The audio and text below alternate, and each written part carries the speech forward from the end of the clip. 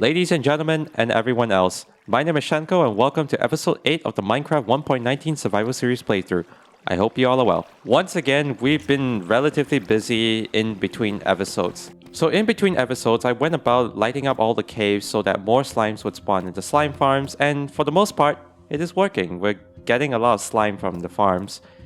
However, when lighting up the caves, I suddenly came across this dungeon with a skeleton spawner. Now, if you watch the montage, you could see it was relatively simple earlier with only the bubble elevator and the killing chamber. As you can see, you just come over here, whack them, and you gain all your experience points. However, I did make some modifications. As you can see, there's a little floor down right here, and as you can see, we built up a filter device so it can filter our arrows and our bones. Very nice. And this chest right here just has all our miscellaneous items. For the most part, this farm has been relatively effective in gaining lots of bone meal. As you can see, we got a lot of bone blocks and some bone meal. We got a lot of arrows. We got a lot of bows to be able to make tons of dispensers. And for the most part, this place has been pretty effective. I also got a little enchanting setup here, just in case you want to spend all those enchanting levels. So remember in last episode when I said I was going to create that cactus farm for bone meal?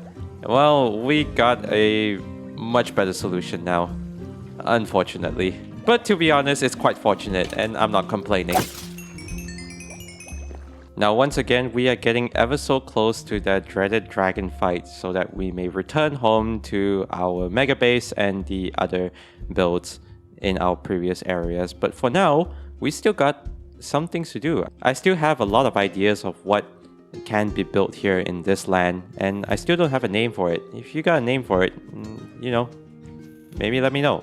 I might consider it. Now I was thinking, with how much slime we managed to gather up from the slime farm for the moment after lighting up most of the caves, I was thinking, what can we use the slime for? And so I thought to myself, why not make a flying machine? I've never done a flying machine in my life, and I think it would be the perfect time to be able to learn how to build a flying machine. Now, flying machines don't just use slime blocks. There is something else that needs to be used for flying machines, and that can be found in what we built in episode 4, the bee sanctuary / apiary. So this has been running in the background for quite a number of episodes and the times we've been building all over this land, and we have gathered a lot of honey blocks. And honey blocks are going to be really useful in building the flying machine.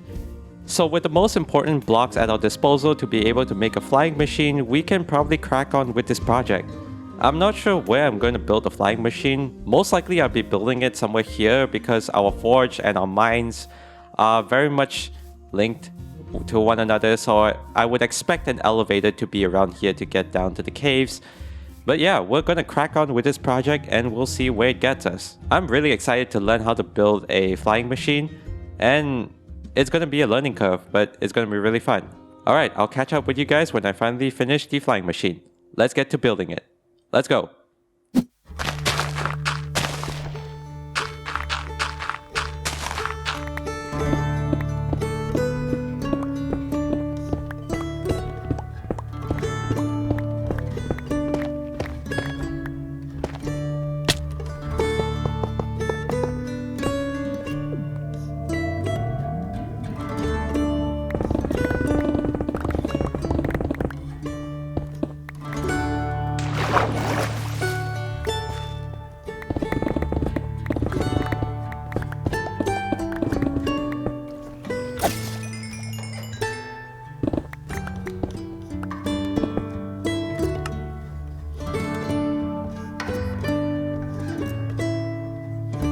So building this redstone machine and flexing my redstone brain, I did take some reference from Pixelriff's flying machine that he built in his survival series. I'll leave a link to the video in the description below, but I did have to flex my brain a little bit just to figure out how everything works. I didn't do it in a creative world, and this was my first time building a flying machine, but it was a pretty fun project, and eventually I got it to work. It works somewhat well.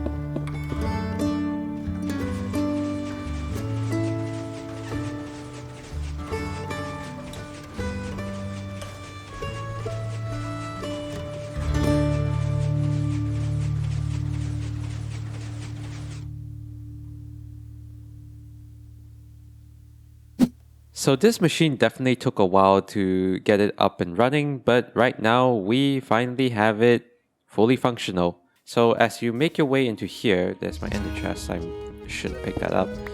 As you can see, the machinery is below and the way of activating it is hidden within the walls. With these observers and these up here being droppers, when I press this button, we make our way down. It is very loud, but it gets the job done. And we made it. It brought us all the way down to Y level 8 safe and sound. And right here we have a little tunnel going this way. So we come out of that tunnel into the beacon mine as well as the slime farm. But essentially how this works, if you make your way down here, ow, you can just see the amount of slime and honey we needed for this flying machine. As you can see, it's super complicated, but in the end, it managed to make a lot of sense. So in summary, observer detects redstone change, powers the sticky piston, the observer above picks up the change, delivers it to this sticky piston, the sticky piston pulls the slime blocks upwards, and then repeats the process over and over and over and over again. It's actually not so complicated once you understand how the system works. And it works because you have alternating slime, honey. If we push this button, we make our way up. This is actually super fun. It's actually pretty cool.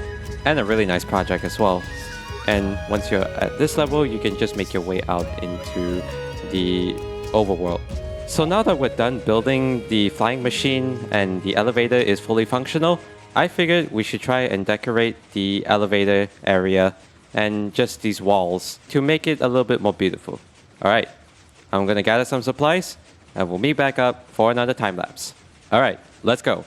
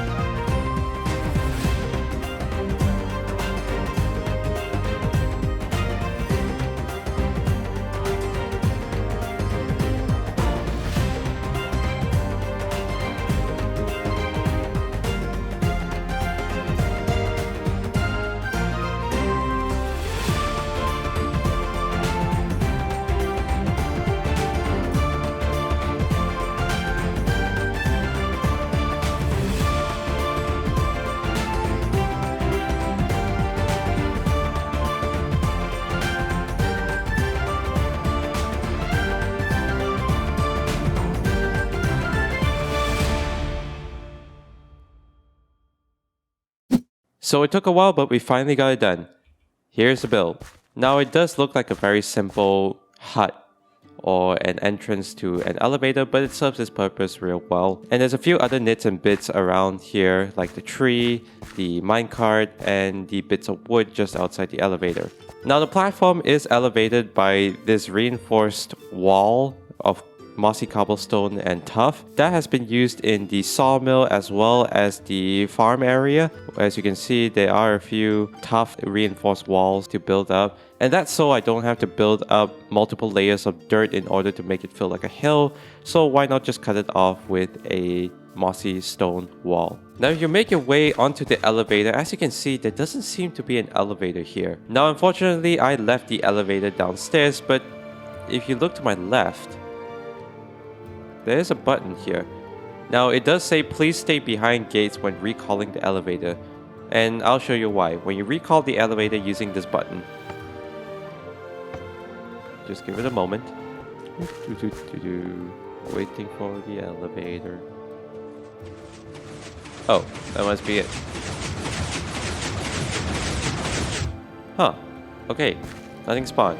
Okay, brilliant. So you make your way onto the elevator. So the blue buttons are for recalling the elevators, and the red buttons on all the way inside the elevator is for, well, going down or going up.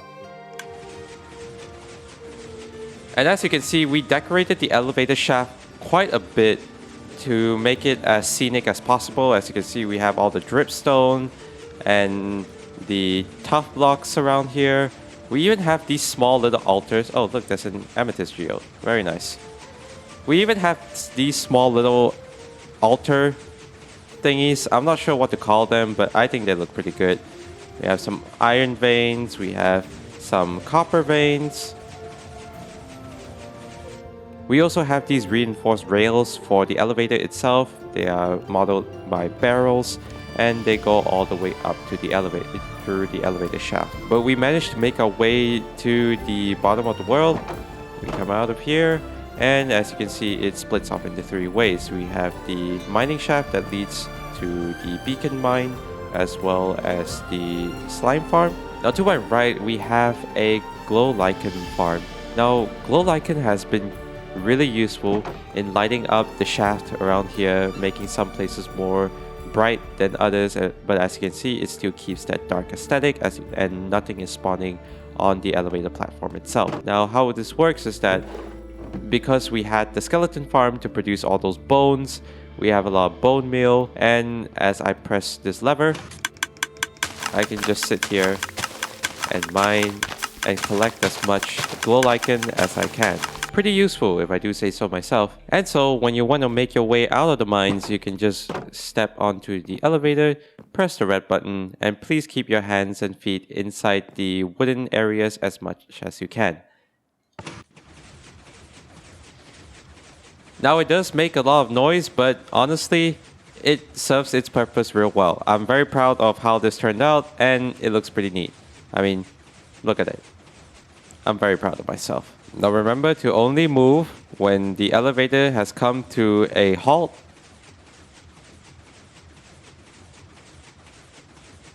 There we go. And now we are back up onto the surface. We can make our way out, and we are now back in the light. Honestly, that has been one of the most fun projects that I've ever had to work on, and I'm very proud of myself. Very proud of myself. Now it has come to my attention that we have experienced majority of what 1.19 has to offer. We went to an ancient city, we experienced the deep dark and the warden, we have frogs, we built with mangrove, and we also have those allays to help us. But there's one thing that we haven't yet experienced or had our hands on, and that is Froglights. I want to go get Froglights. Now, last episode, we did come across that Treasure Bastion with the magma cube spawner, and that will be very useful in creating a Froglight farm. In between episodes, I've been collecting tadpoles. We currently have 6 tadpoles. So what I'm going to do now is that I'm going to raise these frogs in all their certain biomes, and we're going to gather them all together to bring them into the nether and to the Treasure Bastion. And we'll probably do up the farm before they get there. Alright, I'll see you when I see you. Let's go.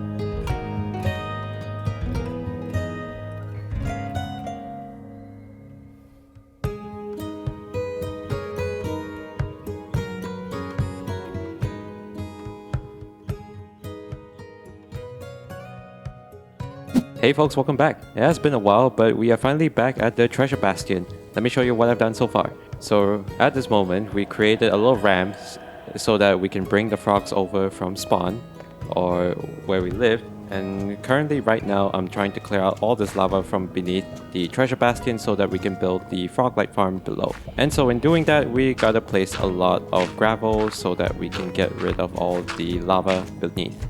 I've got fire resistance going on, I got some gravel right here, so how about a little time lapse to get rid of all the lava and to build out the farm. Let's get it done. Let's go!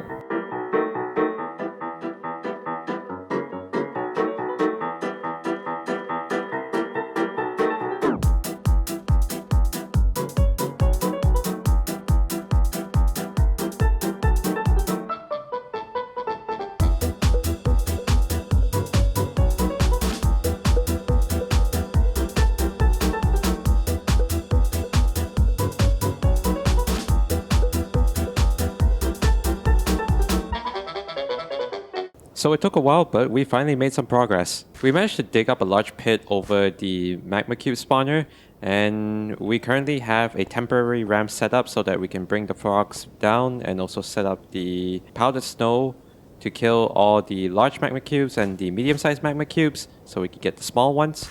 The hopper minecart collecting system is fully online. The hopper minecart just travels below, just goes around, and it just collects whatever it is. The redstone behind here is pretty simple. I've done it in episode 6, I believe, when building the minecart system for the tracks. So now that we got the killing chamber all set up, let's go grab the frogs. This is going to be the hard part. Let's go. Everyone get through.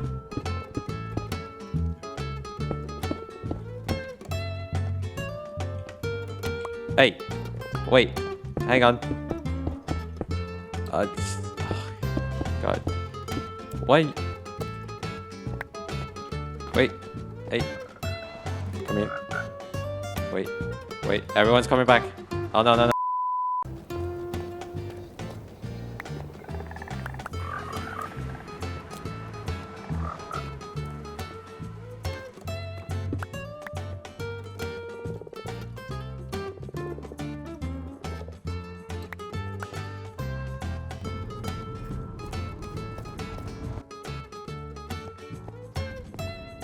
When the gang rolls up, look at us. You can't really see us, but look at us. This is actually pretty cool. Look at him! Look at him speeding! Look at him go! Look at him go!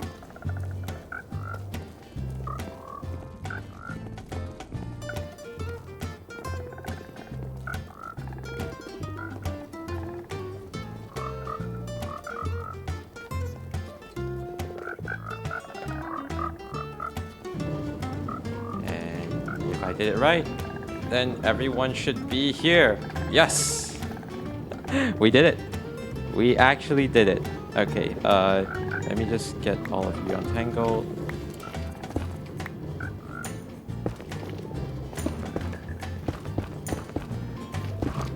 Now that they're all down there, we can start with the powdered snow.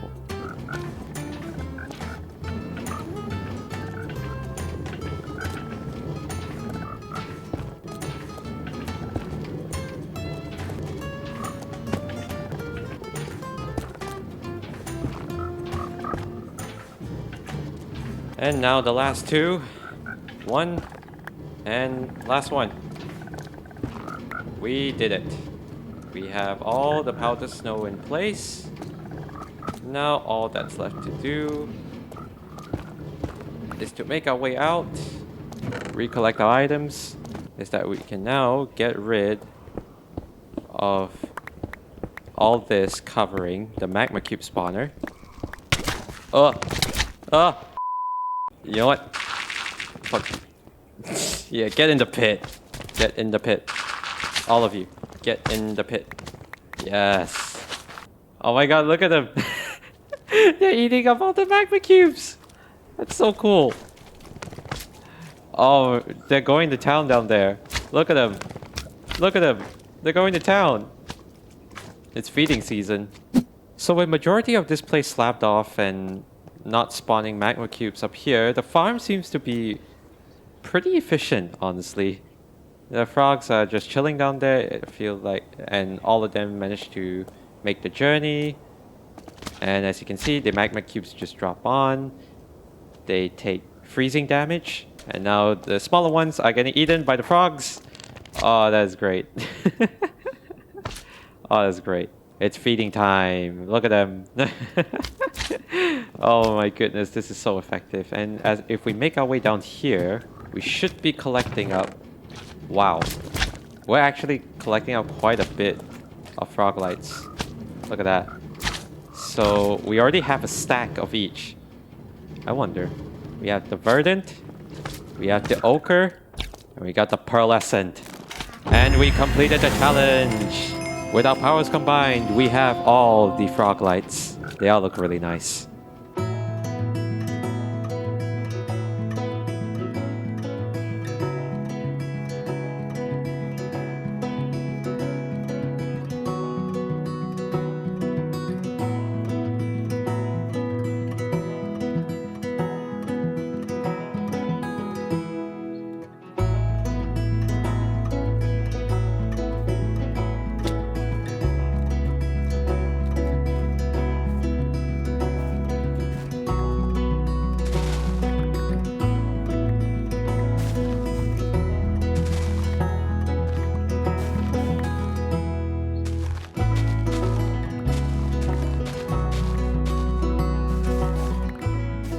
So you join us now in the future after the Froglight Farm has been finished. I have been hard at work doing some stuff around the Froglight Farm, and as you can see right now, the fruits of the farm, you can see that we've accumulated quite a bit of all three of the Froglights, the Ochre, the Pearlescent Froglights, and the Verdant Froglights.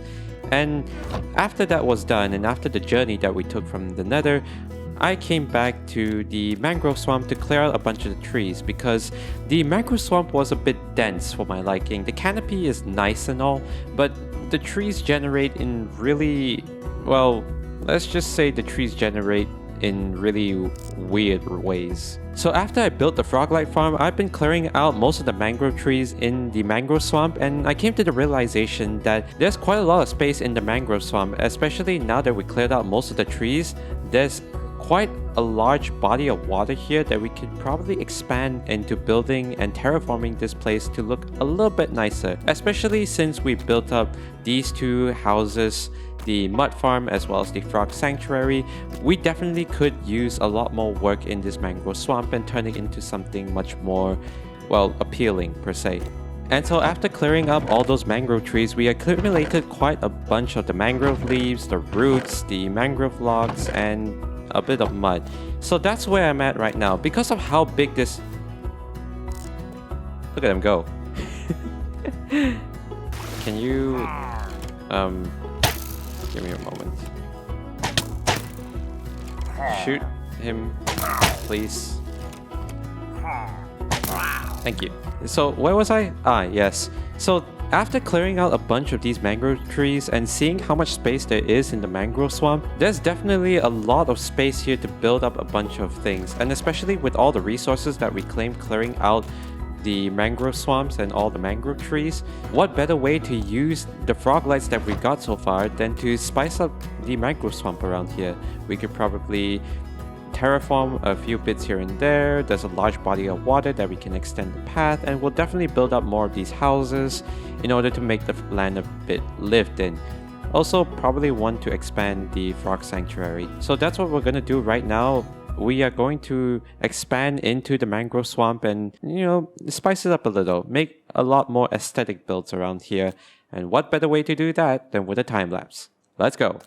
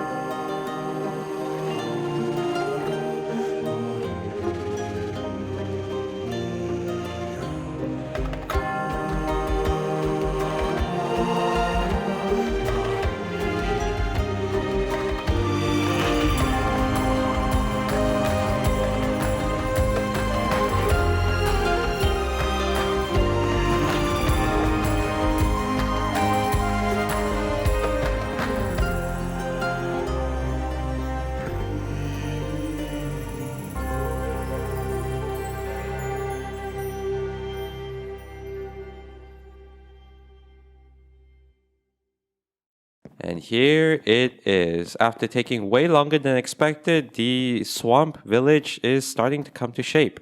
And it looks pretty good. Let me show you what I've been working on. So you come up from the pier onto this path and we come across the expanded frog sanctuary. Now as you can see, we've expanded to include twice as much space. We have a nice little lake here for the frogs to play around. We have more drip leaf for them to jump onto, and as you can see, we've included more variants of the frogs rather than the white ones. We included the orange ones and the green ones. We brought over from different places in the world, and they now live happily in this nice little enclosure slash sanctuary. And as you can see, the walls are made out of the root blocks and the stripped jungle logs. They're pretty peaceful here. Most importantly, they're safe. Very, very safe. So after you pass the frog sanctuary, you come up onto this path and it winds to this side, and here you can get a glimpse of what the swamp village looks like. Most of the trees have been cleared out for these trees right here. There are two variants of these mangrove trees. One with the purple froglights and one with the yellow froglights. The purple froglights have the azalea leaves and the flowering azalea leaves, while the yellow froglight trees have the glowberries and the mangrove leaves. And overall, they give a very nice environment to the mangrove swamp, rather than the cluster of mangrove trees that just bundle up and just look messy. They're spaced out and they look really nice. Also, there's some mushrooms down here because it's dark enough to grow mushrooms. So you go across the rickety bridge and Yar is right there. Hey Yar. Yeah, he's happy. He's gonna live in one of these houses. Yeah, that's right, he's excited. So after you pass this bridge, to your right you have a small little library. And in here it's pretty cozy actually. You got a bunch of books, you got some seating area where you can sit down and you can just read a book in this nice little library. And now we come to what is possibly the main export for this land. We've been converting mud into packed mud just by sitting here, just clicking over and over again, just generating mud by the masses. Now, apart from using mud for packed mud by combining it with wheat, you can actually convert mud into clay by just drying them out under the dripstone. And that's where this came in. These old drying racks will convert mud into clay, and you can just come over and collect your clay. As you can see, I made these little drying stations so that you can place your mud on them. It will naturally drain out the water from underneath. Underneath there is dripstone, so the design of these drying pads would assume you place mud on them and the little bridges catch the water and drain it out below. And as you can see, it's slowly drying out the mud into clay. And supposedly it's accelerated by these campfires. Now we do have a second section right here, but the campfires aren't in place and we aren't ready to dry some mud here. So why don't we do that right now? So anyways, once your mud dries out into clay, you can just come over here and just collect up all the clay. Very easy. And once a spot opens up, you can grab some more mud and just fill it back in to convert it into clay. So we now have access to renewable clay, which is very helpful in gaining a ton of terracotta and glazed terracotta and bricks as well. So in this little collection area, you can see we have a tub full of clay, we have some mangrove wood from the mangroves around here, and we got some bricks from roasting the clay into making bricks. Now, how about terracotta? Well, that's where this house comes in.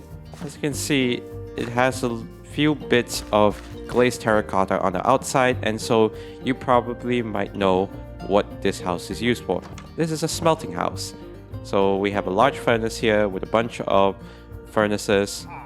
We have some clay, some bricks, even some wheat if you want to convert the mud into packed mud. Right here we have some bits of glazed terracotta. So theoretically, this place would be where people would bring the clay over to roast them into terracotta and glazed terracotta, and the dyes would naturally be from the flower shop all the way over there where you can grab your dyes. See, this place ties in a lot with the dyes. The flower shop, you have the banner shop, You have your glazed terracotta shop, and you have a manufacturing area where you can produce mud, and the mud is converted into clay, and the clay can be smelted into terracotta and glazed terracotta. So the buildings meant together really well, and I'm really happy for how this place turned out. Yar, can you maybe be a little bit quieter? Okay. So the place is decorated with a few boulders, a few more trees, and right here behind the frog sanctuary, if we hop across these rocks, we have a little house right here. Now, the interior hasn't been done yet, but I will finish this down the line. But as you can see, you come up here. It is quite a funky little house, but it does look pretty nice amongst the other one-story buildings in the swamp village. So the Mangrove Forest revamp turned out pretty well. I'm very happy with how the trees turned out, very happy with the small little buildings and how the environment ties together really well. And we also have access to renewable clay and subsequently terracotta. So that in itself is really useful for what we want to build in the future. Maybe we want to include more terracotta, some glazed terracotta to give a building a little bit more color. And most importantly, you can ride your boat through the river. Whoops. Put that back. There we go. So you can ride your boat underneath the bridge. You can ride your boat underneath this bridge and you come out into the lake. I've enjoyed experimenting with trees and frog lights and natural lighting, and the place actually lights up pretty well at night, which is very nice, very beautiful. Maybe we'll catch a glimpse of it. However, now that this project has somewhat been finished, I believe this is a good place to end episode 8 of the Minecraft 1.19 survival series. I really hope you enjoyed this video, and we got on with quite a lot of building projects. We built the elevator to go down to the cave levels, we built the Froglight Farm to gain a ton of froglights, and we also used the froglights to decorate around this area. So expect a lot more expansion into the Mangrove Swamp Village. Now that we have laid down the groundwork, we can definitely expand upon this a lot more, and we could potentially look into getting more into the storytelling aspect with builds that tell a story around this little place, especially now that we have access to froglights. So with that, that's going to be it for episode 8 of the Minecraft 1.19 Survivor Series playthrough. I really hope you liked and enjoyed this video. Subscribe to join in on the journey for more adventures to come. With that being said, my name is Shenko. Thank you so much for watching this video. Take care of yourselves, be nice to one another, and I will see you in the next episode. Until we meet again. Later!